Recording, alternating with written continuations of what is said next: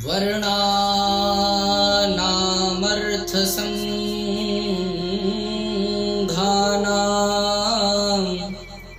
रसानां छन्दसामपि मंगलानां च कर्तारो वन्दे वाणी विनायकौ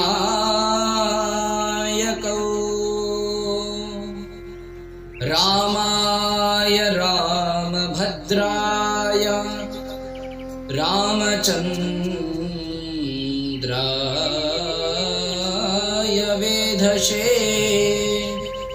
रघुनाथाय नाथाय श्रीसीताय पतये नमः।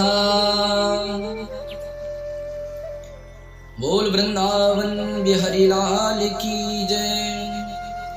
बोलिए श्री सीतारामचंद्र भगवान की जय। आप सभी महानुभावों के लिए जय श्री कृष्णा जय श्री राधे। आज यह प्रश्न हम सबका है और इस प्रश्न का उत्तर इस प्रसंग के माध्यम से आप सब लोग जानेंगे। क्या भगवान हमारे द्वारा चढ़ाया गया भोग खाते हैं? यदि खाते हैं तो वह वस्तु समाप्त क्यों नहीं हो जाती? और यदि नहीं खाते हैं तो वह वस्तु का भोग लगाने का क्या लाभ? एक शिष्य ने बीच पाठ में अपने गुरुदेव भगवान से यही प्रश्न किया। गुरुजी ने इस प्रश्न का तत्काल कोई उत्तर नहीं दिया। पूर्ववत पहले की भांति गुरुजी पाठ पढ़ाते रहे। उसी दिन गुरुजी ने पाठ के अंत में एक श्लोक पढ़ाया सभी शिष्यों को कि पूर्णमदा पूर्णमिदं पूर्णाद् पूर्णमुदच्यते पूर्णस्य पूर्णमादाय पूर्णमेवावशिष्यते। पाठ के बाद में गुरुजी ने कहा सभी शिष्यों से कि पुस्तक देख करके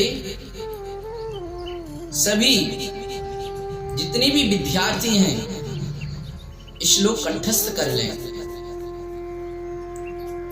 सभी विद्यार्थियों ने 1 घंटे के बाद में श्लोक कंठस्थ कर लिया और आकर के 1 घंटे के बाद गुरुजी को श्लोक सभी शिष्य सुनाने लगे। तो जिस शिष्य ने गुरुजी से यह प्रश्न किया था वही शिष्य को गुरुजी ने बुलाया और उससे श्लोक सुना। उसने श्लोक सुनाया कि पूर्णमदा पूर्णमिदं पूर्णाद् पूर्णमुदच्यते पूर्णस्य पूर्णमादाय पूर्णमेवावशिष्यते। उस शिष्य ने श्लोक बिल्कुल शुद्ध सुना दिया गुरुजी को। गुरुजी ने श्लोक सुन लिया लेकिन सिर तक नहीं हिलाया, नहीं तो सही कहा नहीं गलत कहा। शिष्य ने कहा गुरुजी से कि गुरुजी चाहो तो आप पुस्तक देख लो, चाहो तो आप पुस्तक देख लो, मैंने श्लोक बिल्कुल शुद्ध सुनाया है। गुरुजी ने जैसे ही पुस्तक में देखा और पुस्तक को देखते ही बोले कि श्लोक तो पुस्तक में है, तेरे दिमाग में कैसे चला गया? अब इसका कोई उत्तर नहीं शिष्य के पास, निरुत्तर हो गया। गुरुजी ने कहा कि जो पुस्तक में श्लोक है वह स्थूल रूप से है, वह हमें दिख रहा है, और धीरे धीरे हमने इसको पढ़ा तो यह हमारे दिमाग में सूक्ष्म रूप से प्रवेश कर गया। और कहते हैं गुरुदेव भगवान